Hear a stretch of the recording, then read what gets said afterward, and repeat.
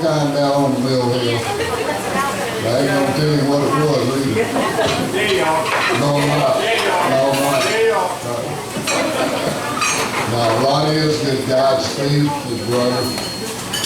Ronnie's a lot older than me. I didn't really know him. But I knew Steve real well. We played football together. He's a good guy. Like Steve, he's doing good, right? Still doing good? Good.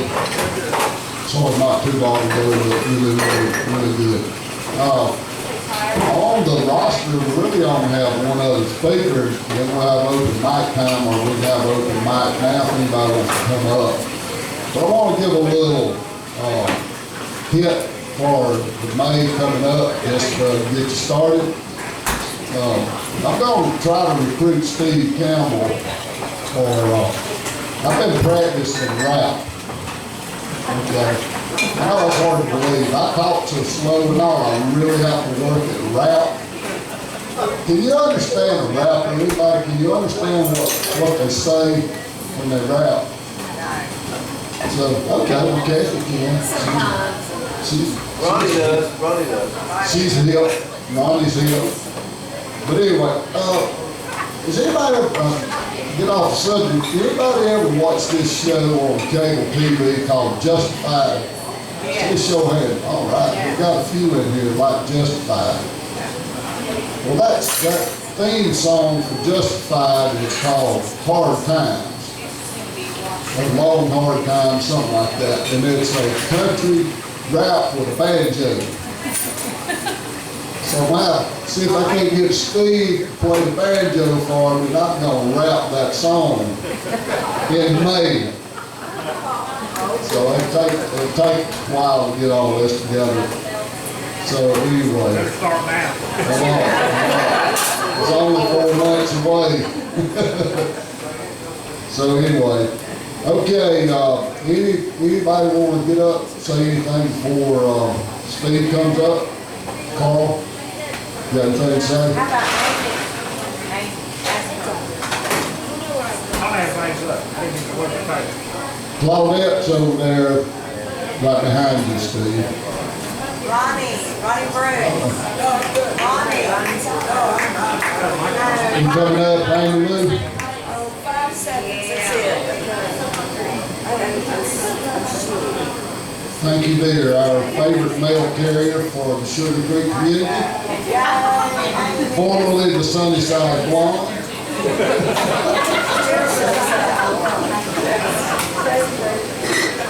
I just want to talk a couple of minutes about the Toronto store. Anybody? Okay, that was the Breeder Mill price.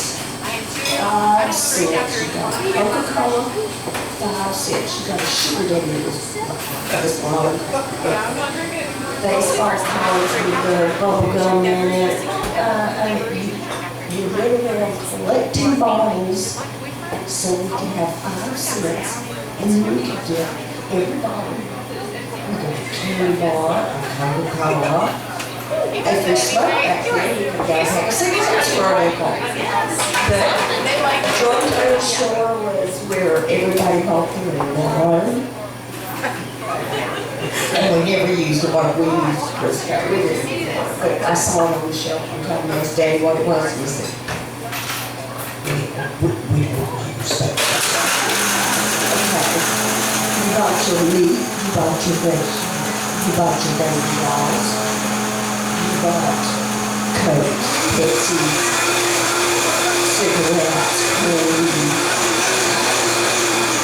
gas, ice. I don't think there was much except prostitution. I think it was the only thing that we didn't have at John Taylor's store back then. Now, did they? See, I wasn't in on that. Oh, that was on the Victor side. No. Is that at Bruce's? But that's all I wanted to bring up, a little memory about John Taylor's store. And I can't talk anymore because I'm sick as a dog. Thank you very much.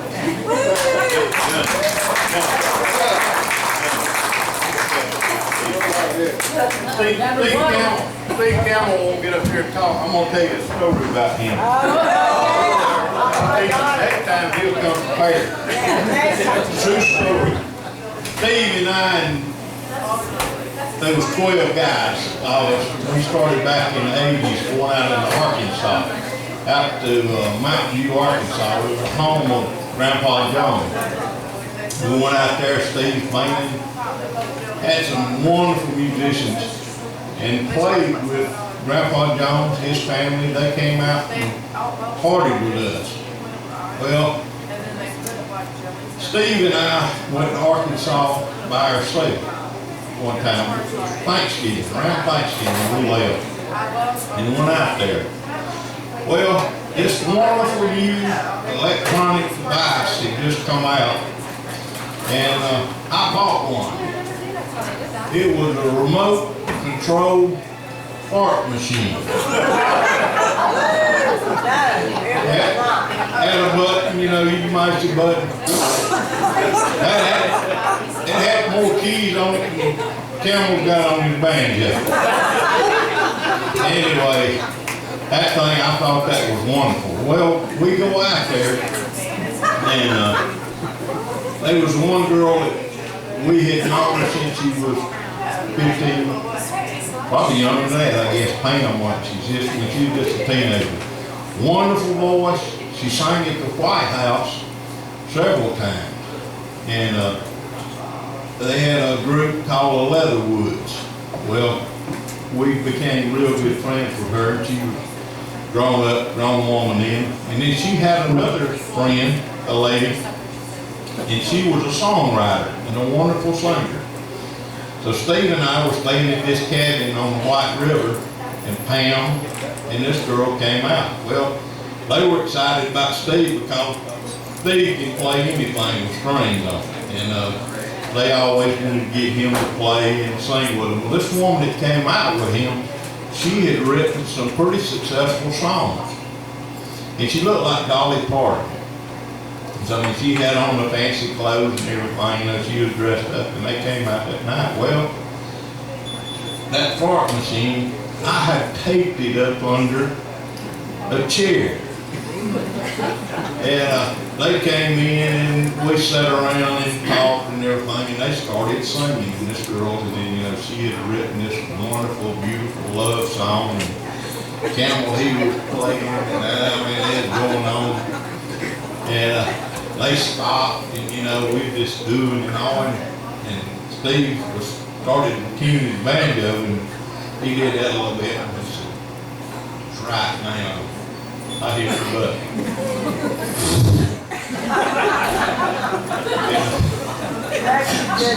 Steve's sitting over there, and both the girls, you know, they started singing.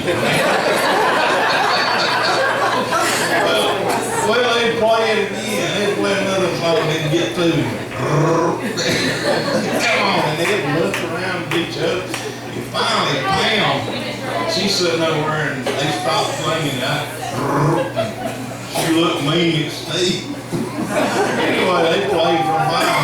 They said, "Well, we got to go." They started to leave. And they went outside. We said, "Bye, you know, we'll see y'all tomorrow." And I was like, "No, behind." Campbell shut the door, and he said, "Who in the hell was that fart?" It wasn't me. Well, the people that owned the cabin out there had a iron bed. It had a mattress filled with feathers, and they had just had that mattress filled, and they were so excited. They said, "Don, we want you to sleep in there on this feather tick." I think that's what they call it. Well, I got in it, and it was big, rounded up like it. Well, when I got in it, I laid the fart machine over on the counter, and when I got in it, I was just like a hot dog. I went down in the middle of the mattress, and then feathers come up around. I couldn't move, you know. There I was. This is true. Well, me and Steve drove, and we went through Tunica, and went to the casino and stuff. And we was yelling out. Well, I went to sleep, and they had a phone, a dial phone, it was hanging on the wall. You pull the thing off of it, and you talk into it and dial it.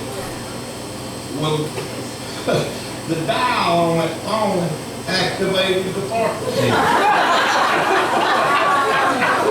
And the next morning, one of the guys that lived out there came in the house to see me and Steve, and he went in there to use the phone. Oh, God. And I'm laying there in the bed, and he dialed the phone. And it's... and I'm laying down in that thing, and it just wrapped around me, and I keep moving. I said, I didn't know if it was Steve or me. And he dialed another number. I mean, it just kept going. The camera said, who the hell is that? Me and him have been a lot of places. We've done a lot of things. A lot of stories that me and him will tell.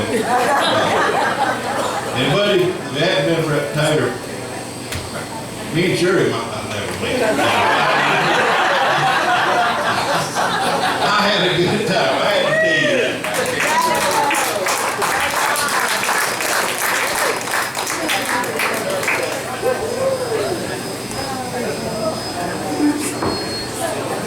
Steve, you want to retaliate? May, Come on, Steve. Come on. May, It may. Oh, no, we don't forgot that time, Ed. Come on, Steve. That's the second time he told that story on you, but it's a different crowd. I don't know if anybody remembers or not, but I did. It's still funny. No, funny story about Don. We were at Tommy Larson's house one night. This has been several years ago for a Christmas party. And this lady, Jean Bowie. Remember Jean? Jean Bowie married to a guy named Ace, and they were a really nice couple. Ace passed away a couple of years ago, unfortunately he had cancer. He was a great musician as well, played the piano, sang, he had his own beach music band. They played here in Greer a couple of times, so a street festival thing. But that's before I knew who Gene and Ace were. But anyway, Don was over there, and I think he had maybe one drink, Christmas party, open bar, whatever. A lot of people ever had a good time. Gene had this thing around her neck, kind of like the one Kathy has on there, something similar to that, but I think it was like a fox.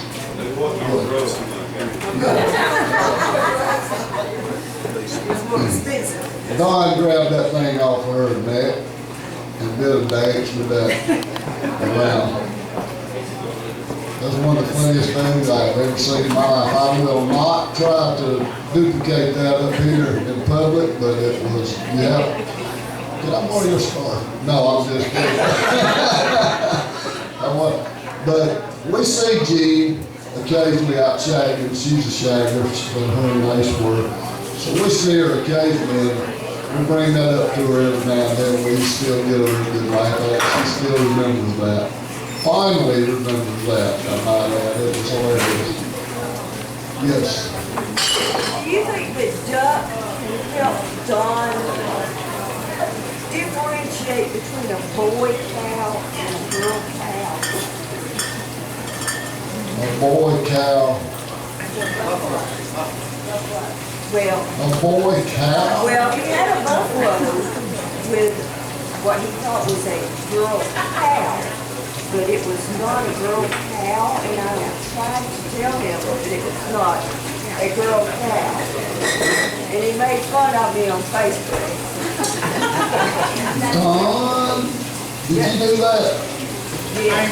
Amy, how do you tell a boy cow from a girl cow? Because it's got potato.